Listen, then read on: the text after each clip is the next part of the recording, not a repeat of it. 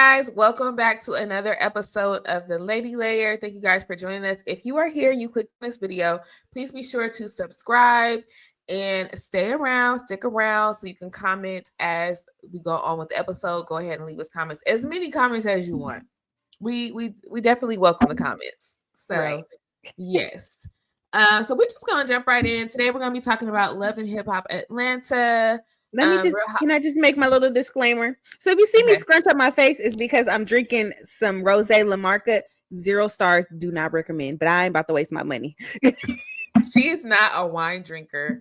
Like, she does not like tart wine or anything like that. So if you know that Rosé does not have any sweetness to it. So she's like, ew. It's rocking my world. And not in a good way. I'm not a fan of the market, like, period. So I understand. But yeah, we're gonna talk about Love and Hip Hop Atlanta, Real Housewives of Beverly Hills, Married at First Sight Reunion, Summer House, and I think that's it. Yeah. So let's jump right into Love and Hip Hop Atlanta. So Spice is opening up a store, and do people even shop her store online? Like, that's what I was saying. I was like, who walking around wearing Grace Noir? I'm not. I was hoping that she would show some of the designs that she had, because I'm hoping that it's like regular clothing without all the logo all over it. And it's like, girl. Last time she did the fashion show, it was like sweatsuits with Grace Noir across it, all over it. And I'm like, who's buying that? Besides your friends and family, who is buying that? Very swap meet. Yeah, very swap meet. Even her color choices, I was just like confused. So she's opening a storefront. Hopefully it does well. And so she invites Rasheeda and Yandy over to talk, or just to come and see the space, whatever. So Rasheeda, it gotta be drama. It's drama. So if you guys haven't been keeping up, it's been drama because Rasheeda, or something happened between Yandy and Kirk's baby mama, and Rasheeda acting like she didn't know nothing about it. So from last season. Yeah. So Yandy, or the first half of this season, technically. No, last season when they had the little concert. So this is not part 2. It's part. I think the way Love and Hip Hop, they kind of do like part 2 of the same season. I think that's what they did. I don't know. Yeah. But yeah. So Rasheeda comes, and then Yandy comes in hot, because Yandy feels like Rasheeda knows about certain things, and so she came in basically accusing her of, what did she accuse her of again? So she accused her of knowing about the incident that happened at the concert, where like it was almost a fight, and not doing anything to defend her, or like not calling to check on her. Huh? What did she bring up when she came into, because she was saying it was another incident. She was saying basically like it was another incident. Oh, no. She was talking about Jessica's event. When she came into Spice's store, she was talking about Jessica's event and how the girl, what happened? I don't remember, girl. I must have been looking at my phone. Yeah. And so basically Rasheeda was like, I wasn't even there. And so, the powwow. So Erica, Jessica, Jasmine. Oh yeah, she was telling them about the DMs, about what happened in the club. About Jessica's niece. Yeah. And so Yandy thought that Rasheeda was present and didn't say anything. She thought that Spice was present and didn't say anything. So she basically came in there banging on them, and Rasheeda was like, I wasn't even at the party. And because Spice was defending her. Right. Spice was defending Rasheeda. Oh, that's Spice didn't even know about the whole thing, because she wasn't sitting over there.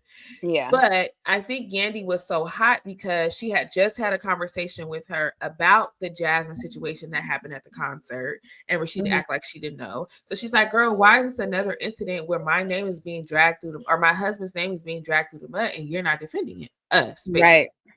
And so Rasheeda was like, I wasn't there, but was it true? And so, Yandy kind of pulled back when she realized Rasheeda wasn't there. And so it kind of, everything was cool. But basically Spice was telling Rasheeda, like, I had Joe back because why is y'all bringing Jasmine in here into the group like everything is cool? Like, I'm like, I told them, like, I am your friend. I am your friend. So if y'all want to bring these girls in here that is not, you know, that's coming against their husbands, like, I don't stand for that. So they had that little conversation.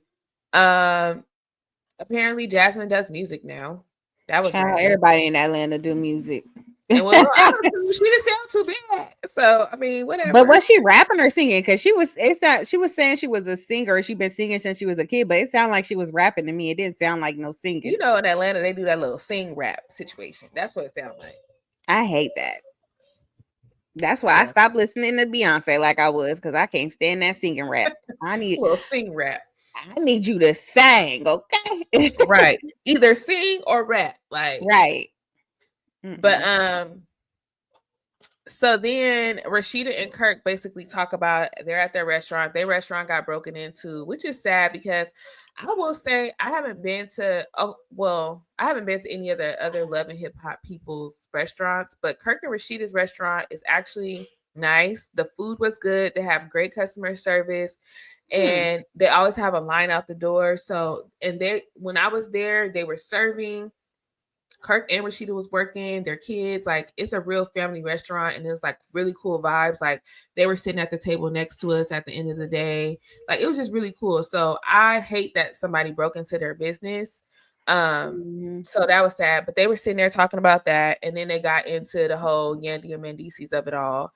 And I just don't like how it's messy. It's very messy. Like, are these your friends? Or are they not your friends? They ain't their friends. They are TV friends. Clearly. Because Rasheeda seems so annoyed by the situation that they're even coming to her about it. It all involves Kirk's baby mama. If Kirk didn't do what he did with this girl, she wouldn't even be in our lives, first of all. And she's coming in hot, making it her business to expose Mendices for whatever reason. So Yandy seems to think that because she can't get to Rasheeda, she's trying to go in on Mendices, which it does seem like they have this vendetta, or they have an agenda to get Mendices caught this season. And I think Kirk and Rasheeda are kind of happy about it because it takes the heat off of him. Yeah, nobody's talking about their drama because now Mendices is supposedly out here in these streets. And Kirk threw shade, and so did Rasheeda. So I wonder if they know something, and this is why they're not trying to defend them or like not trying to step in, because Rasheeda, every chance she gets, she asks, "Is it true? Is it true?" Right. Not trying to like help her friend or console her friend. She adding fuel to the fire. Yeah. And she acting like, well, why you keep bringing it to me? You don't got nothing to do with me. Like, but this doesn't surprise me because I feel like she always have this energy. Like Rasheeda ain't really a friend to nobody on Love and Hip Hop. No. Like she's there for her check. Those are not her real friends. Right. At all. Yeah, no. So then Spice has another event at this like content creator space or whatever, and everybody. I think the content house is a good idea. It's nice. Yeah, I don't understand the store. No, but the content house was great. She should have left it at that. Great idea for people to come in and do a whole bunch of stuff. They could make movies in there, do skits in there, could do content creation. It's really nice. And so everybody is there. The girls are talking, and Yandy is getting caught up with Erica Banks. Erica Banks is like, yeah, you know, yeah, Rasheeda knew.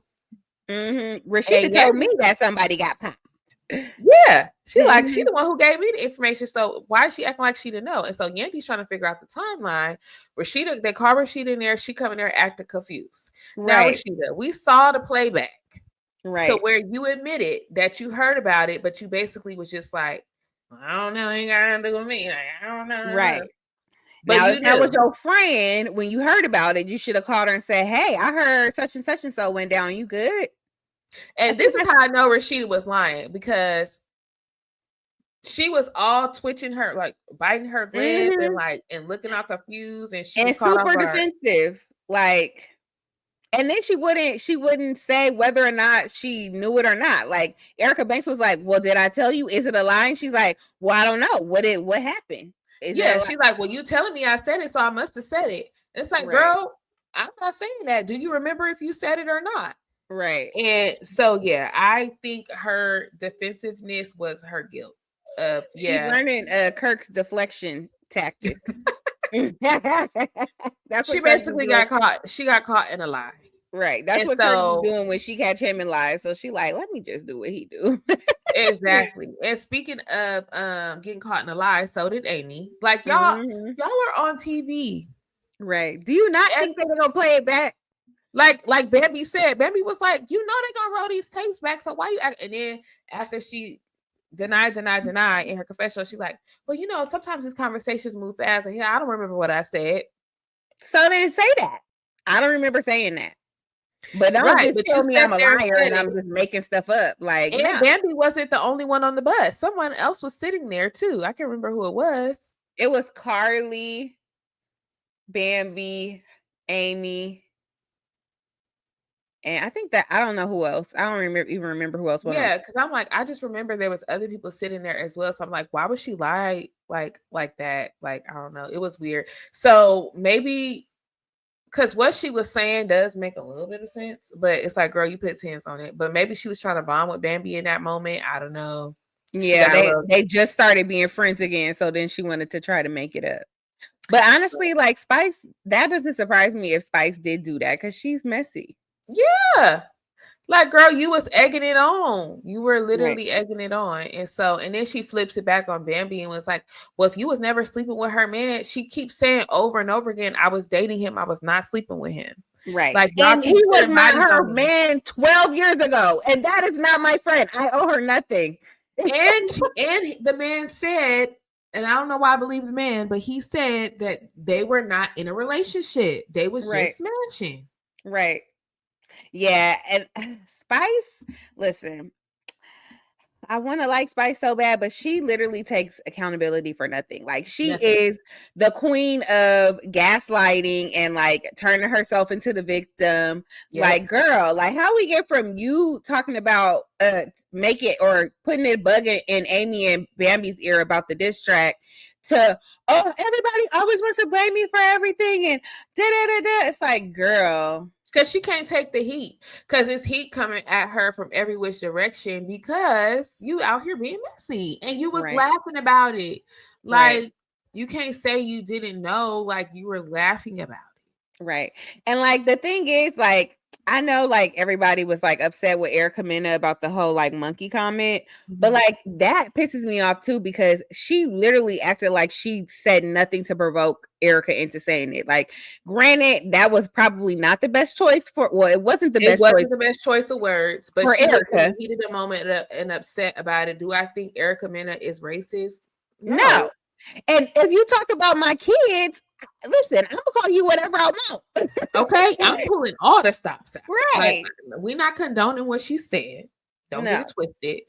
But I think she was pissed. It was a heated moment. She had a bad choice of words. Like, I think she was just pissed. Right. And they try to blackball her and have little meetings and stuff. It's like, please.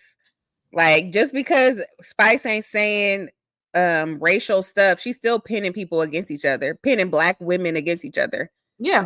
However you want to put it. Like, and she wouldn't even let Bambi talk. Bambi was basically trying to tell her, like, I think it's messed up that the women were dissing each other and the men had fun tracks. Like, we could have got on there and had a ball, but you egged it on instead of telling Amy, like, you know what?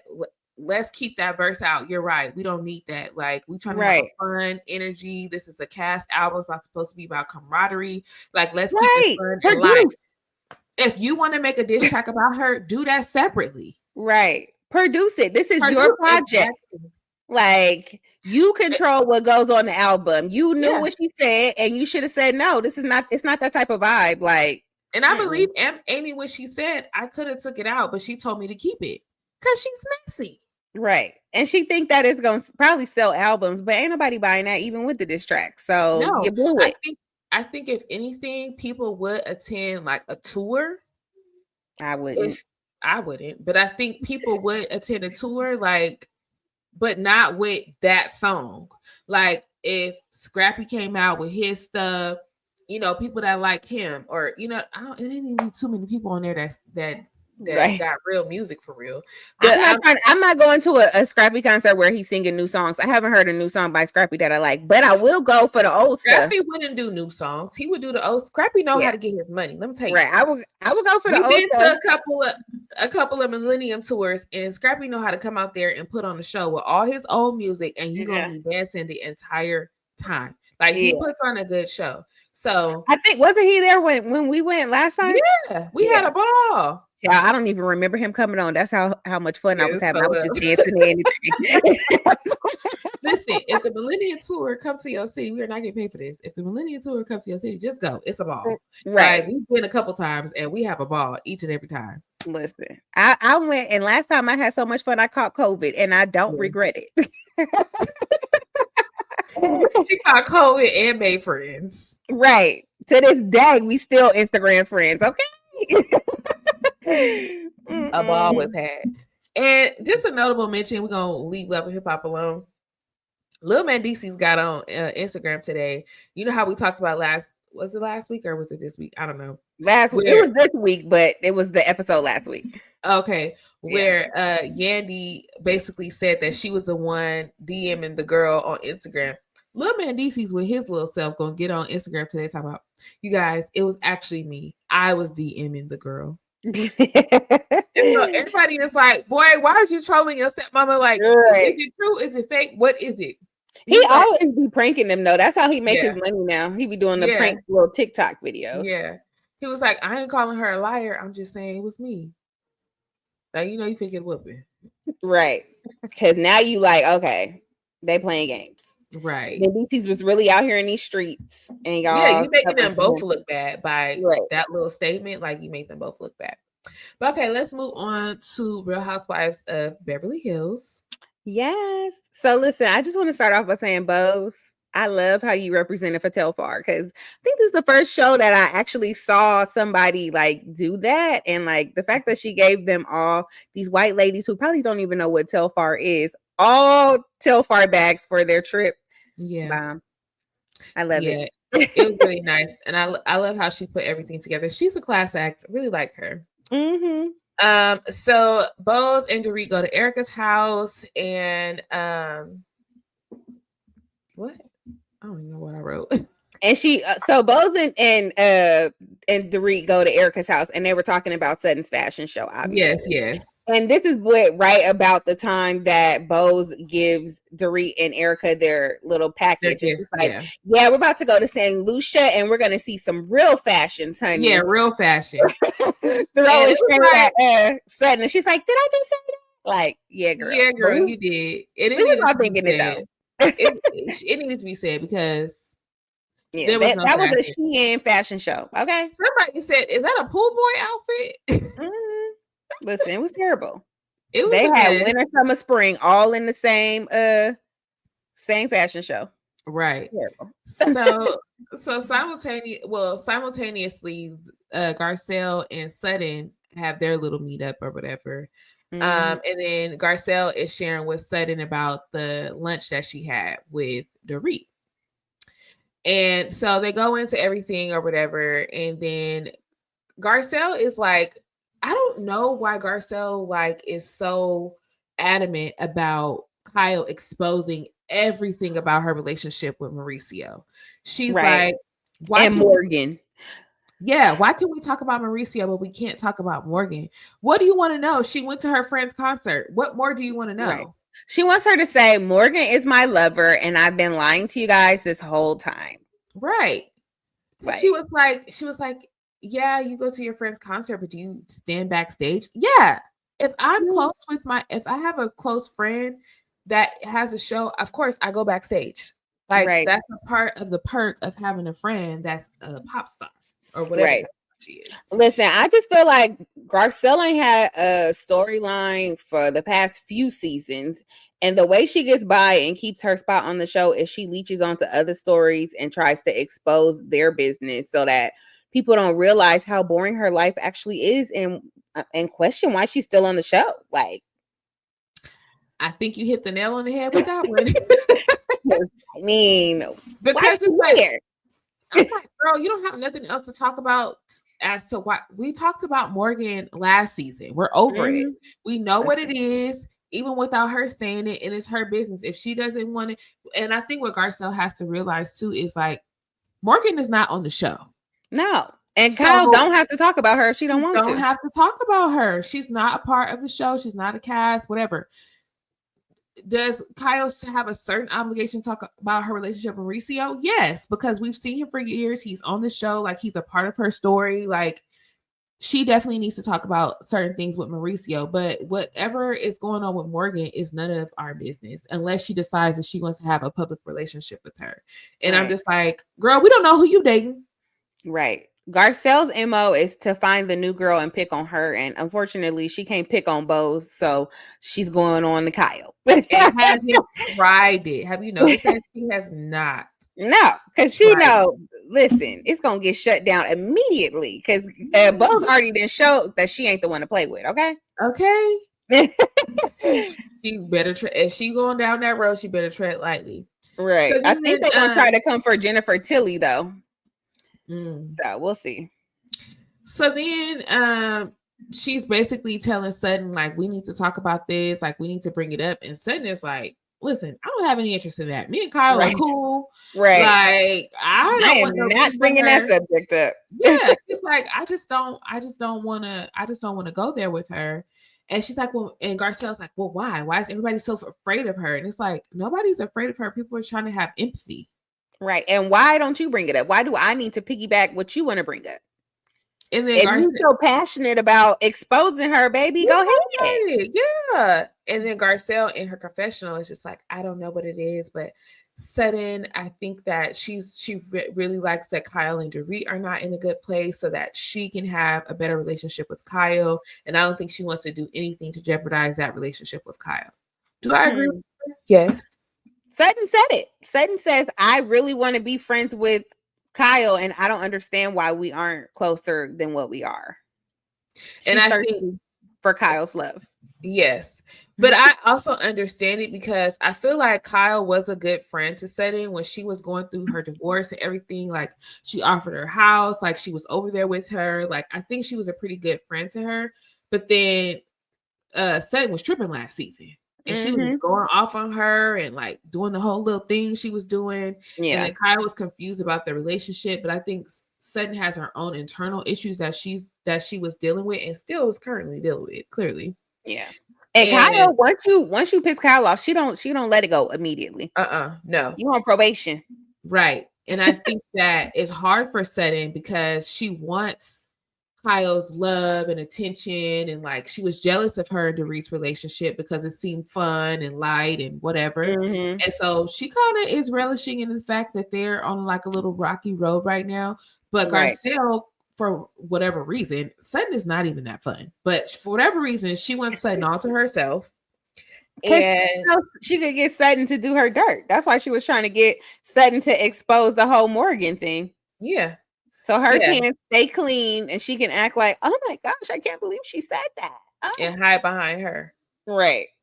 Yeah. So it's all weird. I don't know. It's weird that Kyle is upset about, that Garcelle's upset about Sutton wanting to be friends with Kyle. Is she jealous because if she's cool with Kyle, that pushes her out? Like all three of you guys went on a trip together.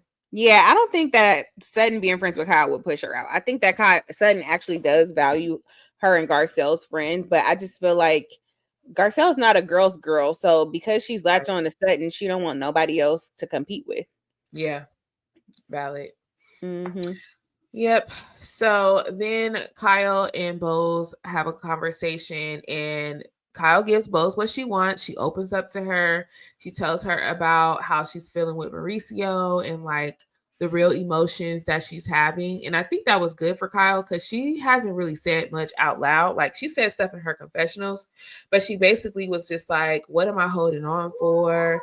Like, with seeing that photo, now I'm forced to make the decision that I didn't want to make. And I think that was a real statement. Yeah. I thought that was good. Like I feel like now they're actually like really taking steps to like be friends. Yeah, because and then I like that. I have to pull up. Yeah, right. I know. And then I like that Bose opened up to her too, because she told Kyle stuff that she hadn't even told Dorit or anything about her ex-husband. Because like I thought that they, like, before he died they had got back together, but she said that he was with somebody else, and she kicked the girl out of the hospital and all of that stuff. So I mean, it's good that they finally opened up, because now they see that they have like a lot of commonalities and can relate to each other. Right. Yeah. Right. And I do think now I do kind of agree with Kyle that she didn't really give her a fair shot, because she latched on with Dorit so quickly. Yeah. And whatever Dorit was saying was all that she had to go off of, because she didn't know her. Right. So I like that she decided to actually give her a chance. Yeah. Listen, she a grown woman. Yeah. Yeah, and she seems to not be afraid of correction. And if you tell me that this is what you want, I'm gonna give it to you. Let's see. Right. I'm gonna give you a fair shot. So I really like that. Yeah.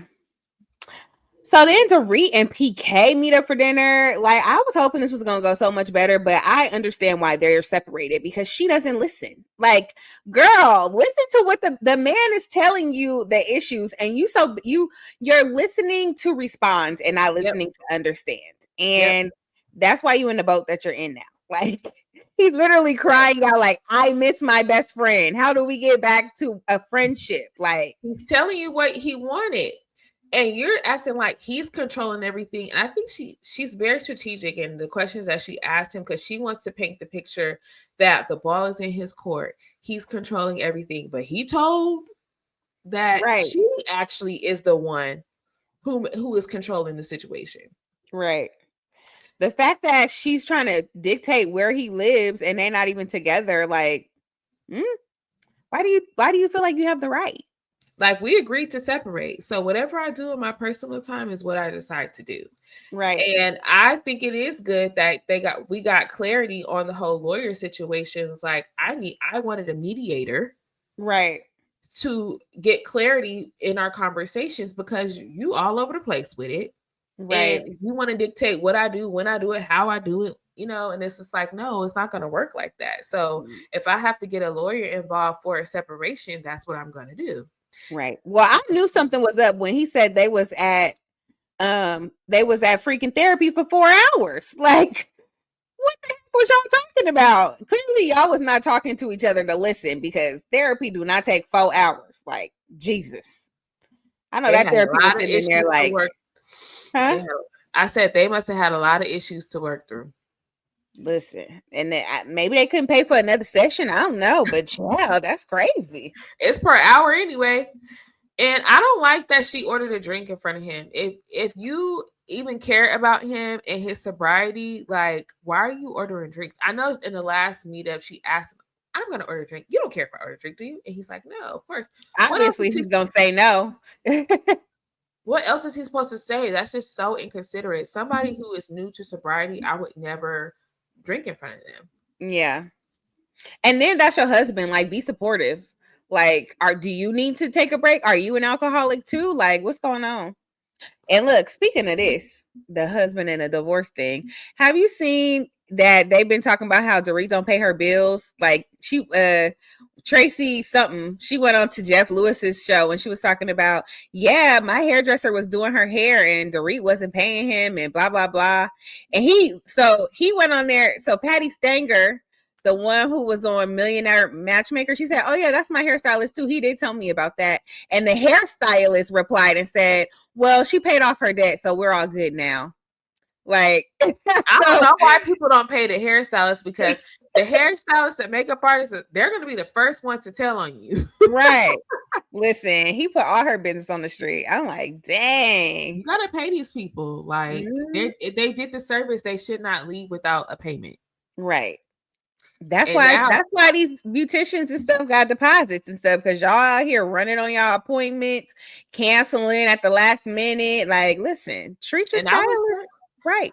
I would start having my policy, as soon as I touch your face, you need to make your payment. Right. Shoot, because people think half of your face and then you pay. People think you're supposed to do stuff for free because you're a celebrity or whatever. No, I've been here all day with you because I know you take it forever and you want touch-ups for pictures and all this stuff. No, you're gonna pay me. Right. pay me my deposit, and when I come, then you can pay me my fee. Because if you pay my deposit, you obviously know what my work is. So right. Let's not play games. You want your money anytime you do your work. Like I want money too. I don't want payment in photos and you posting me. No, I want my money. Child, I advertise myself. Okay. So then Bose and I forget her man's name. And her it's like Kieran or Keely. Yeah, Keely. Yeah. So Bose, Keely, and her daughter all have dinner together. And let me just say, she raised a wonderful young lady because she asked all the right questions. Yeah, she didn't have no fear. She said, "Oh, we talking about serious stuff? Let me get my questions out because I need to know." I'm mad because I should have been asking them questions, child. She was asking, "What about school? Are we moving? I don't want to have to make new friends. So, what's the tip? Like, what's your plan? Are you moving here? Because I don't want to move to San Diego. Right. Like, what's your plan, bro? Like, I love that. And both clearly loved it too, because she was like, girl, she was asking the questions I was afraid to ask. Yes. I don't know. I don't think they're married yet. They haven't had a kid yet. So I do believe they're still together. But yeah, I thought that was a good conversation.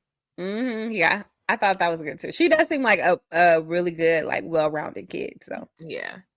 So then we move on to Kyle and Mauricio's awkward conversation in the kitchen where he was stirring the heck out of that coffee.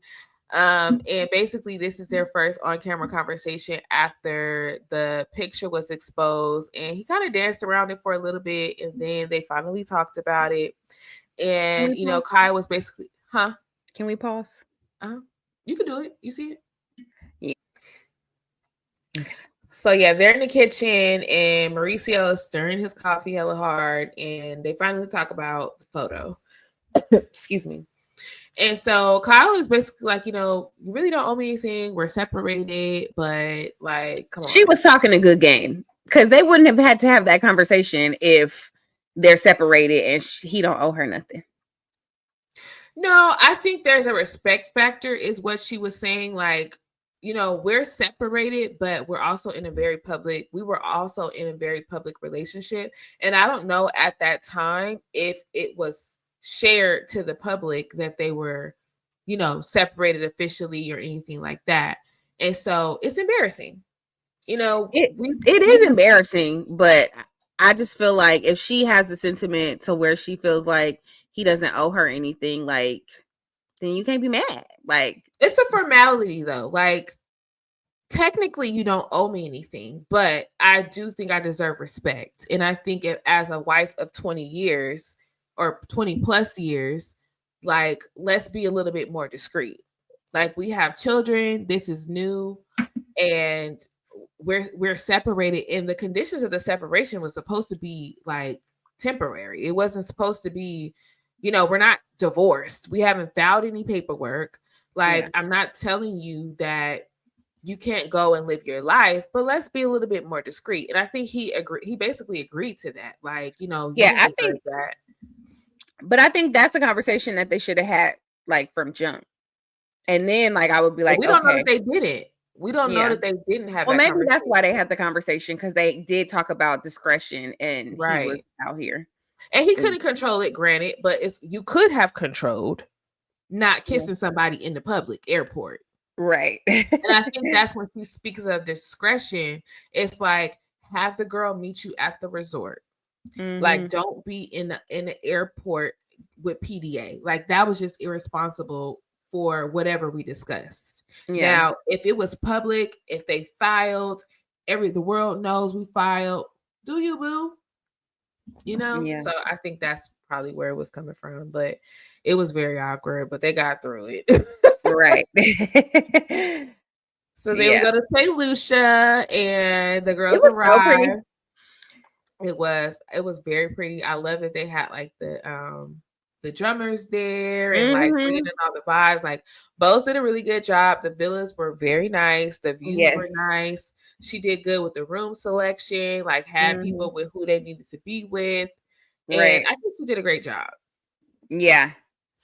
Kathy and all them dang on products she was pulling out, like Lord have mercy. Every time they doing all these scenes and they just keep coming out back to Kathy pulling more and more and more stuff. Like, she was like, I don't know what y'all going through, but I'm gonna unpack, okay? Right. And she just got like Ziploc bags everywhere. I think it's so funny because Kathy has so much money, but she lives very practically in certain ways. Like she be bringing her box fan child. She be having stuff in Ziploc bags just thrown in her bag. Like you tell she packed herself like nobody packed for her. Like she just now I don't know if we're going that far. I'm sure somebody packed for her, but maybe she tells them to just put in a Ziploc bag. I don't know. The way the bag was packed, it looked a mess. So if I had somebody professionally packed for me, it better be organized. Like it looked a hot mess, but you could be right. I don't know. Yeah. She threw the extensions to the side in the sink. Like Kathy's a mess. I don't know why she brought them. She knows she ain't gonna keep them in. Like, wasn't it hurting her brain last time? She popped them out at the table. But yeah, and I think it's so interesting that everybody brings so many people with them when they travel. Well, they on TV. They need the makeup artist. They don't know how to do their own makeup, I guess, or hair. Kyle, I don't know. I think Kyle usually like she could do her own makeup. I've seen her do her own makeup. I didn't see anybody with her, but her hair looked done, so somebody probably did do her hair. But they got assistants, they got hair, makeup. And bows, I'm like, girl, you got braids. But I did like what, they did her braids up. They didn't just, put them to the side. So I'm like, okay, I guess they're earning their money. They put a little braid, whatever in there, a braid within a braid. But yeah, so they have their first little dinner. And wait, did they have the dinner already? Or is that next episode? No, I'm sorry. I said a little, I watched a clip. Did we see them walk out or no? No, this episode, all we saw was like everybody check in, and then it ended with like Garcelle and Jennifer Tilly and Sutton talking, and they were talking about they show on the next clips they show like the dinner and them on the boat and Sutton getting all upset. I think I watched a sneak peek. That's why I got to the dinner. I'm like, I don't remember no dinner.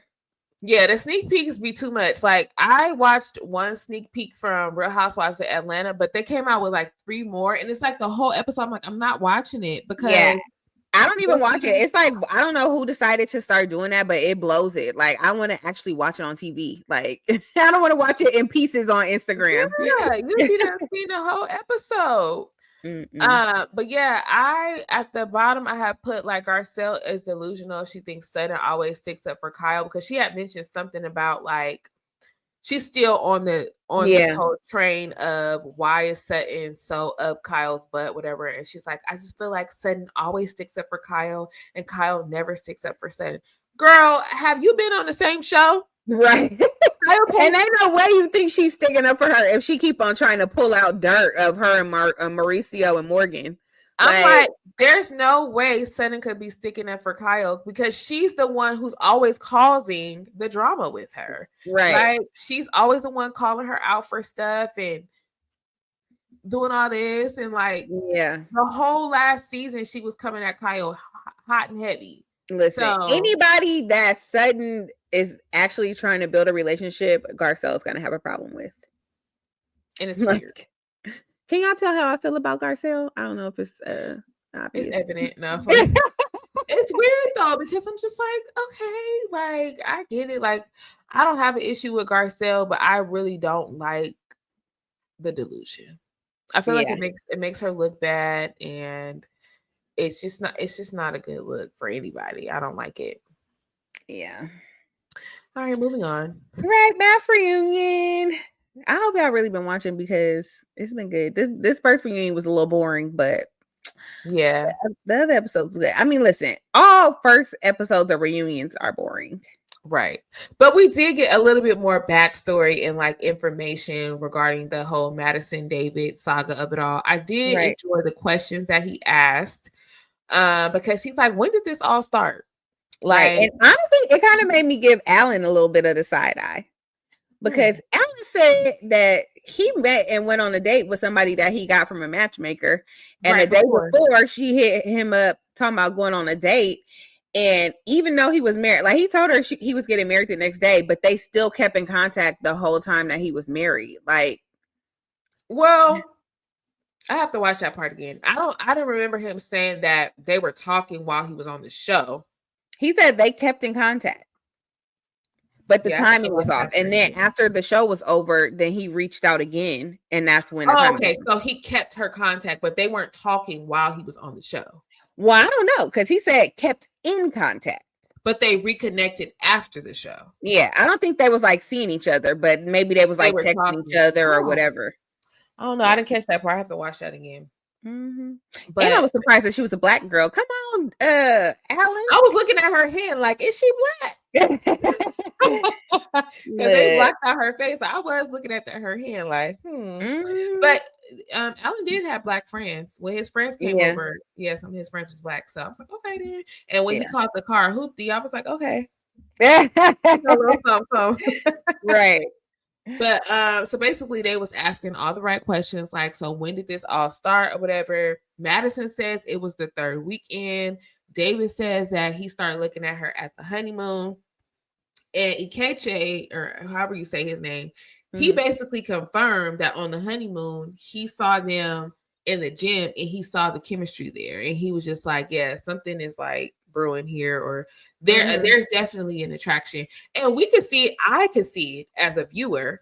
Yeah, it was weird to me that they would always be at the gym. In that first interaction, when they first went into the gym together, he was like, yeah, I see you, and I kind of pushed it to the back of my mind because I was like, yeah, everybody's always usually friendly on this show. Like, all the couples are friends, are usually friendly, whatever. Yeah. And I'm thinking like, okay, they're going to go work out. Cool. But I didn't know that they was like continuing that. And that's just dangerous territory anyway. So, right. Because like, even though David's wife wasn't really trying to spend time with him, Madison, why you wasn't trying to spend time with your husband? You got all this time to work out. Like, girl, go. I think it's urgent or something. Go have breakfast. Yeah. When she said that she started looking at him third weekend, that was a lie. Mm-hmm. She was looking at David from day one, because the same way he was looking at her, she was looking at him. She was not attracted to Alan. Yeah. And it was very evident that she was not attracted to him because of their interactions with each other. Like, he wasn't her type. That's why she kept leaving to go hang out with her friends. If I'm freshly married and I'm attracted to this person, I want to spend all my time with you. I'm here to get to know you. I have to decide at the end of the day if I'm going to stay with you. Why am I leaving every day to go hang out with my friends that I've been knowing forever? I know them. I don't need to go hang out with them. Yeah. So what do you think? So were you surprised that they were still together a year later? David and Madison? No, because I feel like they do have a genuine connection. And I think that it was also like a whole like rush of it all. Like, we was on this show, it's fun for them. Like, they're hanging out with the other people from the show. Like, we're about to be on TV. Like, it's still a honeymoon type phase. Like, it's fun. They like to do the same type of stuff. They like to go out and party.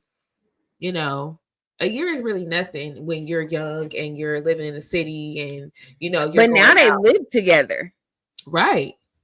And I'm surprised. Okay, so remember that we kept talking about how he could get a house. Yeah. So instead of buying his own house, he got an investment house, right? So I'm like, okay, that's interesting. Like, I just don't know. I feel like him moving in with her kind of proves, what's her name? His wife's name?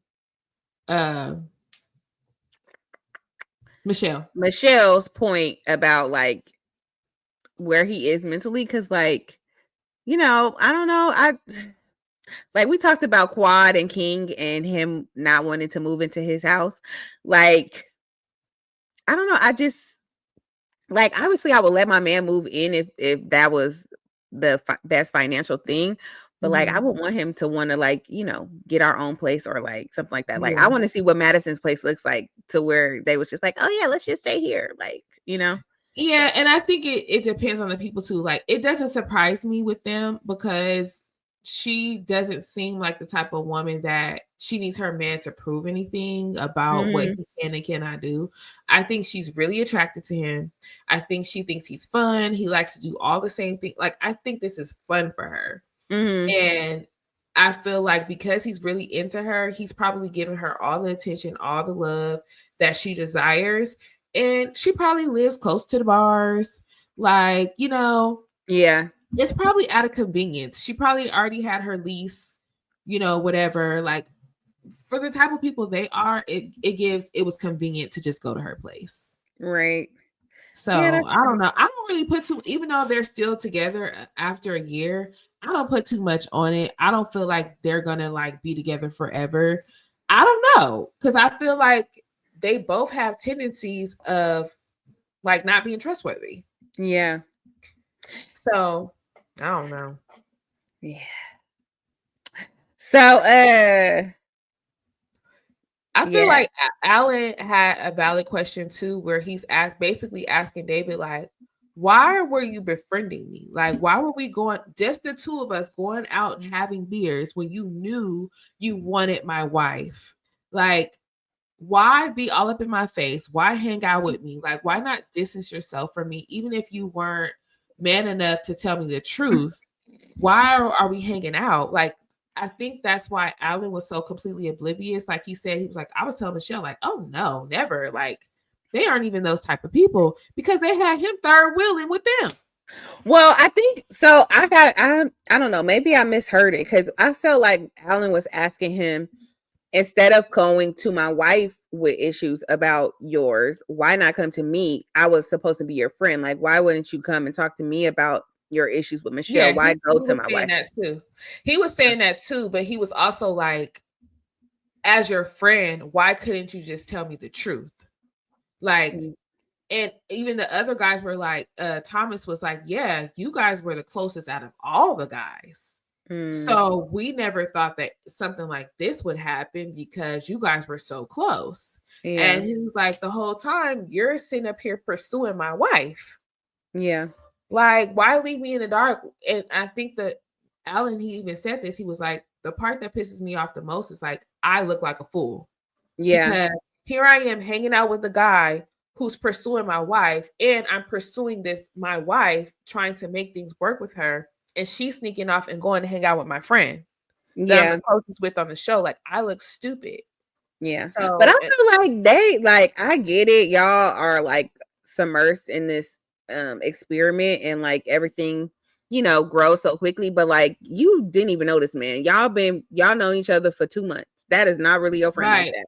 But like you said, they're immersed in this experience, and so it's just like Love Is Blind, where they feel like they love each other in 3 days because you're spending they live in the same building. Like, they're spending every waking moment with each other because they're constantly filming. They're doing all these extra events and stuff, and then you have a special bond because you went through the same experience with each other. And I don't think it was even so much so, I can't speak for him, but in my opinion, when Alan is saying this, it's like not even so much so that I think you're like my best friend forever, but you went out of your way to hang out with me. Yeah. Like, you was hitting me up to go hang out and go get beers. Yeah. Like, why do that? Like, why are you playing in my face? Well, I mean, we know he's sketchy, so listen. Maybe he wanted to like hang out with him to hear what was going on with Madison, because I'm sure he talked to him about Madison too. So maybe he was giving him the little tidbits on Madison that helped him to get closer to her. And that's exactly why David had no answers for Alan when he was asking. All he could say was, I'm sorry. Yeah, David was definitely pulling the Ichechi. He was not trying to answer anything when they was asking him like timeline questions. He's like, look, y'all can believe whatever y'all want to believe. I already talked about the timeline. I'm not about to keep talking about it. La, la, la, la. And it's like, well, you're not going to keep talking about it because you don't remember what you said last time, and you're going to get called out for a lie. That's why you don't want to keep talking about it. Yeah. Now let's talk about this unseen footage of Madison going in on Michelle and like basically saying Michelle is childish. Why is she acting like I'm involved? Like, that's their situation. I'm not involved in their marriage. And in the same night, she goes, I'm in love with him. I'm falling for him.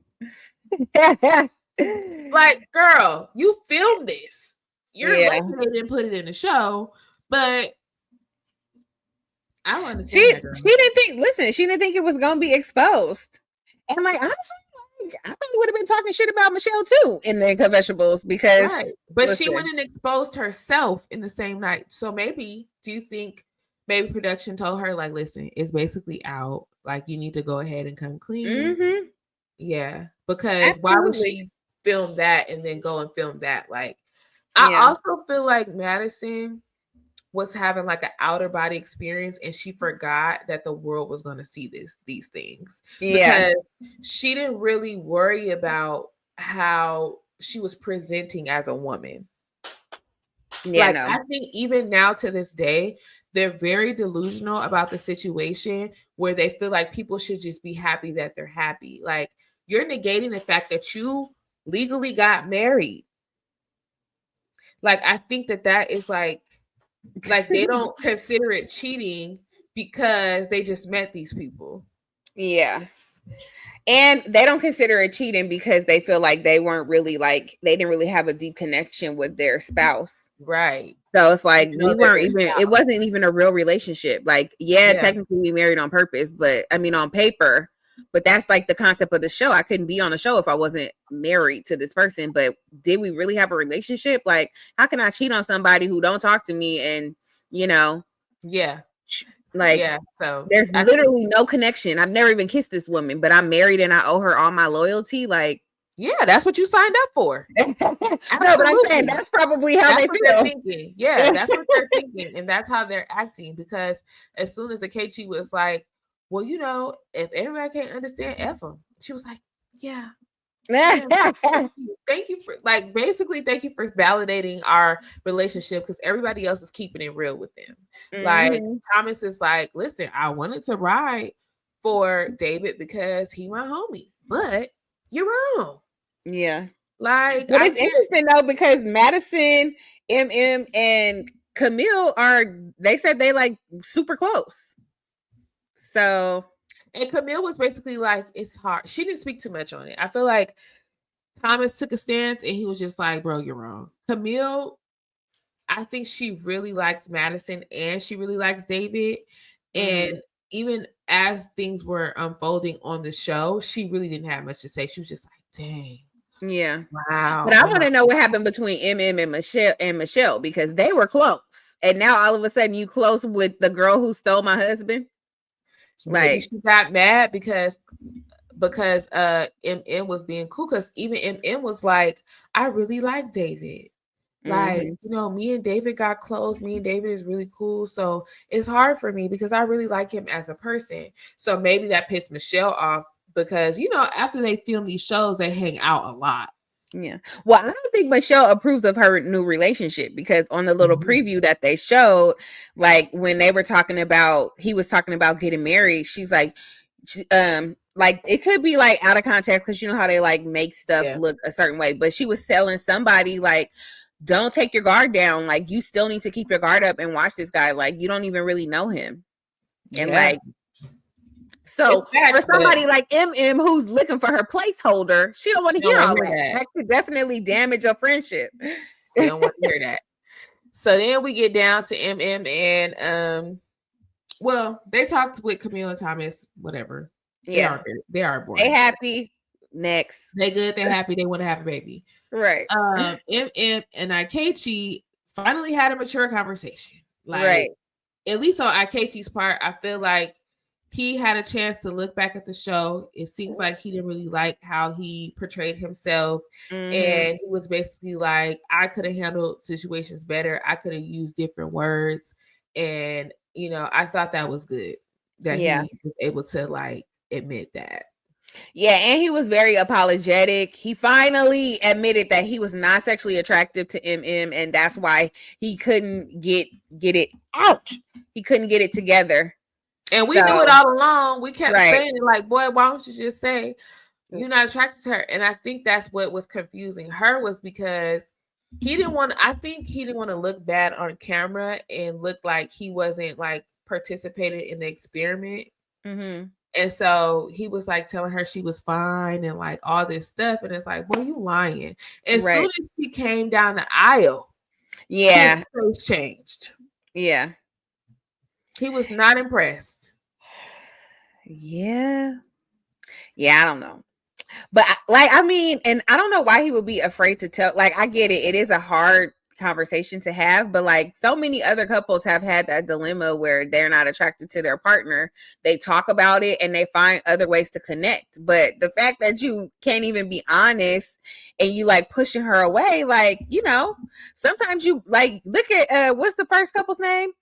The one who the girl was crying at the altar, but she still got married, and now she's so in love with that man. I can't remember what's his name. Not this season. No, the very first season of Married at First Sight. What's I will say that I like that when they show like the flashbacks. I guess it's a 5-year anniversary or something like that. It got to be more than 5 years. Yeah, no, way more. Jamie and what's his name? Ow! Stop scratching me, girl. Jamie and Tal, she over here tearing me up. Jamie and Doug. I don't know who them people is. But I like that they did all the flashbacks of all the couples that are like still together with their kids. And like, I was like, that's so cute. Oh, I didn't see that. Was that on the after show? Oh. It was like during the, I don't know if it was at the end, but it was during the episode where they basically was just like doing flashbacks of like where people are. I was like, oh, that's so special. Yeah. But yeah, so do you think that he's ready for marriage? Because I don't think he's ready for marriage. He swear he's ready for marriage. I'm ready right now. I don't want to be a part of this experiment. Like, no, Brad, you need to really work on yourself. Like, no, I don't think that Ichechi is ready for marriage. I think that he has a lot of growing to do. I think that he needs to. I think he maybe did learn something after going back and looking at the tape. But I don't think he's ready. I think he needs to do a lot more soul searching. He need to figure out what he really wants, because him saying that he wants a Michelle Obama, but he can't deal with a woman who has a mind of her own, who knows what she wants and is assertive. The word he was looking for was assertive when he called her aggressive. She's assertive. She's very sure. She's not afraid to speak her mind. Yeah. And he is, which is characteristics of also Michelle Obama. Right. She stands on business. She's not timid. She's very assertive, and she has a strong presence, and she's very good with her words. You don't want a Michelle Obama. I feel like guys say they want a Michelle Obama, but they don't really realize what comes with that. They just look at Barack and Michelle and see this happy couple, and they want that, but they don't want Michelle. And it shows, because it shows that they don't even listen to Michelle, because every time she speaks about marriage, she's very honest about what they've been through, how tough it is, and how it's a give and take situation. So that's how you know they don't even know the real characteristics of Michelle. All they see is that Michelle stood by Barack's side every step of the way. Right. And that's she should. She's his wife, but she's also a person, her own person, who has established so many different things. She also is very outspoken. Yeah. And, you know, and it's like they want to like negate all that other stuff. Everything is just about how she stands with him and holds him down. Right. That's what they want. They want somebody that's going to be blindly loyal and stick beside them. And that is not Michelle and Obama. never have any kind of say. Just be right here, ready to ride. Yeah. So stop saying it, because that is not what y'all want. Right. Y'all want a little puppet, okay? Okay. No. All right, well, let's get to Summer House. So Paige and Kyle, everybody's out on the beach, and Paige and Kyle make up. And like, I don't feel like this is really a makeup. I feel like this is like, okay, let's just be cool. Because once Craig gets there and it comes out again, it's not gonna be good. Right. And him and Kyle start arguing, then Paige gonna be right back taking her man's side. Like, let's just be real. But look, honestly, okay. So this gonna sound crazy, but I just feel like I feel like Paige and her anger, it be a lot. Like, I don't know. I feel like she be putting 10s on it. You think she put 10s on it with the Kyle situation? I think she puts 10s on it all the time. Like, she just always is like very like snippy and just like, ugh, like stank. Yeah, I do agree that she puts extras on it, but I feel like in a Kyle situation, she wasn't extra with it, because if somebody is rage texting me about something that I did not do, I'm pissed. No, so I don't think that she should not have been mad. I'm saying, like, for me, like, when I walk away, I'm not gonna come back to like yell at you. Yeah, it was giving like I'm about to have a moment. Like, yeah, oh yeah. And like Ciara was already like, what do you mean she's two-faced? Like, you already heard Ciara saying something, like, you don't need to go back. Like, Ciara has your back. So somebody, I don't know, we different. I'm like, if somebody is, first of all, I wouldn't have walked away because I don't like people talking about me behind my back. So if there's a conversation being had and it's about me, I'm not storming off. So me and her is different in that aspect. But if I am walking away and somebody mentions something else about me, I'm turning around. I don't need nobody else to defend me. What was said? Because if you're gonna say it to my face. Don't say it behind my back. So I'm with her on that one. Was it dramatic? Yes, but the whole thing was dramatic because why are you still talking? I just feel like once I'm done with the conversation, I'm done. You talking because I walked away because you were scared to say it to my face. So yeah, and also it's TV, so it's like, yeah, you know, it's good TV. But yeah, I definitely would have been like, what was said? Okay, then. Yeah, no, I would have been like, yeah, we different though. Yeah. But okay, so this whole beach thing was weird with Lindsey, like talking about her boobs and like, I'm so tired of the mom talk. Like, it's driving me crazy. Like, Lindsey, go home and be with your man. Go home and get to know him so that y'all can actually live together and take care of y'all kids together. Because I don't understand why y'all having a baby, but y'all feel like y'all not far enough in your relationship to live with each other. Now, I do agree with her not wanting to live with him because just because you have a baby with children are not mistakes, but the act that they did was irresponsible. Yeah, I'm not going to have a baby with somebody that I can't live with, or I don't know. I'm unsure about our future. But I also don't feel like because you slipped up and got pregnant that you should alter your whole, because, okay, here's the thing. I agree with her because I feel like it gives their relationship more of a fair chance, because when you have a child and you're living in the same household, it causes a lot of stress because I want to do things a certain way. You want to do things a certain way. We're both parents for the first time. Like, having a baby for the first time is a very stressful situation. A lot of couples break up. They don't make it. So if you are living in the same household, I feel like it causes more of a strain. So like she said, he's going to be over there every day. But when he feels like he needs a break, he can go to his place. When she feels like she needs a break from him, he could go to his place. And then once the baby gets a little bit older and they get more settled, their relationship still stands a chance. But so, I don't know. I don't listen.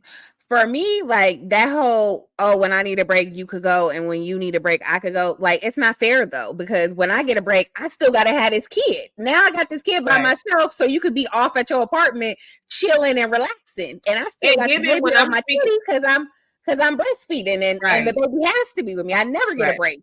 But also when I'm speaking about this, it's because it's a new relationship. Like, I feel like starting a new relationship and having a baby is just a mess. Yeah. Like, it's just a mess. And so I feel like she's giving their relationship more of a fair, that's why I say I understand her reasoning. She's giving their relationship more of a fair chance by still having separate places. Like she said, he's still going to be there every day, but knowing what you go through as a couple.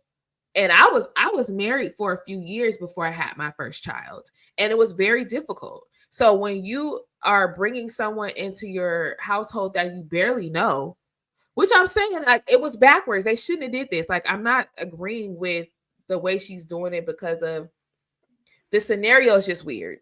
Like, I just don't. So my whole thing is, I just don't see how this gives them a better chance of not breaking up. I feel like it's still a toss up because, like, at the end of the day, like, you guys not living together, but you still spend the night with each other every single night. Like, whether you want to say you live with each other or not, you still are living with each other if he's there every single night. Like, y'all live together. Like, let's be for real. Yeah. And then like I don't know, like, I've lived the situation. I've like, you know what I'm saying? And then I've also know people who did what she is saying that she does not want to do. And I feel like if they did it the way she was doing it, they might have had a better chance.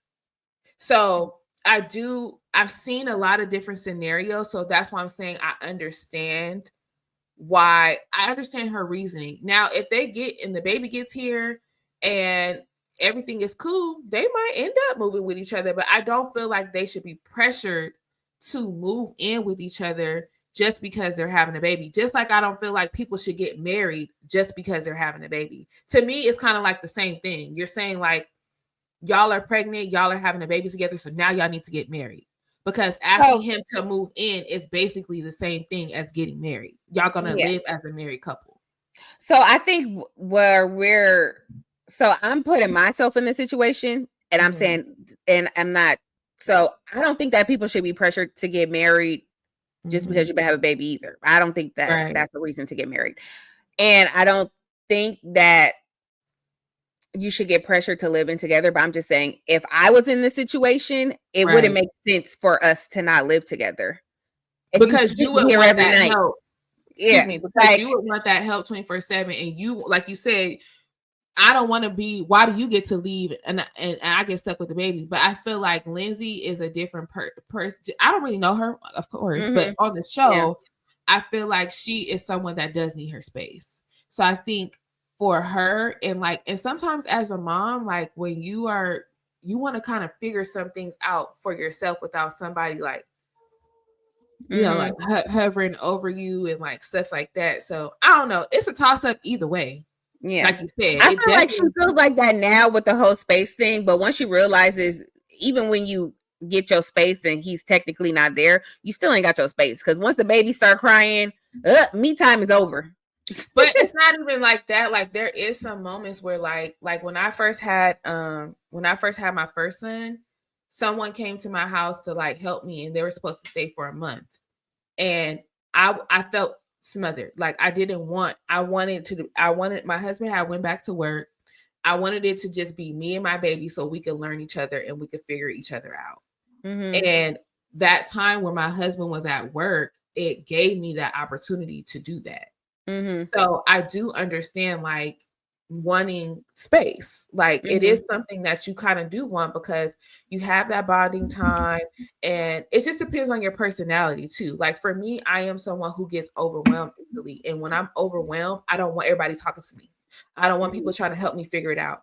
I need to take a minute and I need to figure it out. So maybe Lindsey is that type of person to where she's just like, I don't want all that. Like I want my time. Like, you know, like I said, we don't really know her, but I do understand. All I'm saying is I understand her logic behind it. Because she's like, Danielle was like, y'all having this baby. What you mean you don't want to live with him?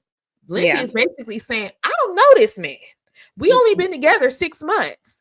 Like, yeah, that sounds crazy because you already have the baby, but guess what? The baby is already here.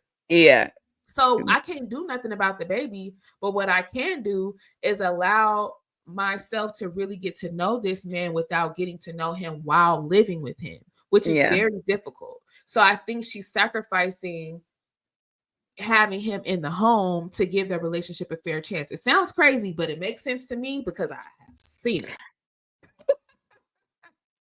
Listen, I don't have no kids. I don't know what it's like. I'm just saying, from my perspective, it wouldn't make sense for me. And I don't think that Danielle's overstepping. I think with Danielle, like I think she was coming at it from a place of love, and she was really trying to understand what her friend was doing. She could have said it differently, but yeah, I don't think she was overstepping because I feel like they have that kind of relationship. And I feel like if Lindsey felt like she was overstepping, she definitely would have checked her. She was getting a little bit frustrated though. I think it's okay to have an opinion. I think that that's not something that she wanted to hear. Yeah. Because I mean, maybe that made her think a little bit. I don't know. Yeah. Because I feel like Danielle was asking valid questions. Yeah. I don't know. And then it's so weird because Carl is just sitting there like la la la la listening to them have this conversation. Like Carl is just there. Like at the beach, all this stuff happened and Carl's just there. I'm just like, oh, I feel bad for Carl. But I will say that I asked him at dinner how he if he's dating or whatever, and he's basically like, he hasn't had sex in a year, he hasn't been dating anybody, he's been taking time to himself to heal and process everything, which is something you should do after you get out of an engagement in a relationship where you was literally about to walk down the aisle. Right. And not running go get pregnant 2 months later. Hello. So I am happy that Carl did what he needs to do, and I'm happy that he sees like, okay, I can be free now to spread my wings, child, and fly and date and do whatever I want to do. But Lindsey, she jumped the gun. She all the way jumped the gun. Listen, and I think what's worse than jumping the gun? Because that's what Lindsey did. Lindsey She jumped off the cliff with no parachute. She flew out the window. Like, girl, you was finna get married. And you said, well, I mean, she did make the plan. She said that she wanted to be pregnant by summer. So and it's almost like the same thing with MM. Like, it didn't matter who was going to impregnate you. You just was ready to have your baby. I think that's another reason why she not pressed to live with him. Because she just wanted the baby. She just wanted the sauce. That's wild. I think that's why she's like, I want to live with him. I got my baby. Like, he can still come around, but I want my space. I want my baby. I want, and we're gonna figure it out. I'm gonna continue to date him, and we're gonna figure it out. Yeah. Child. And then Ciara flirting with Jesse. Yeah, that was weird, especially because she knows that he's like really into Lexi, and then like, I don't know, Ciara never gives me girls, so it doesn't surprise me that she's flirting with somebody that she knows is talking to somebody. And the fact that she's like, oh, me and Jesse will never, but you flirting with him and giggling and doing all this, like, girl, bye. That's why you're gonna be kissing in the mouth later on in the season, because Jesse, oh, never. Like, but she said, I don't know, I'm toxic. I like men who da da da da. And then Lexi, she's all insecure already, and so I'm just like, it's not going to be good for her. I'm sure she's gonna check him next episode. Like, oh yeah, because if she hears about it, she's already checking everything. But I think Jesse, remember she was laying in the bed, and his room is close to Ciara, so I'm sure she heard them giggling and all of that stuff. Like, oh, probably so. That's what I'm like. I'm sure she's gonna check him. Yeah, probably so. I don't know. We'll have to see next week what transpires. But thank you guys so much for watching this episode, and we will see you guys next week for the next episode on Tuesday. So make sure you guys are tuned in. Make sure you like, comment, and subscribe. Follow us on Instagram and TikTok.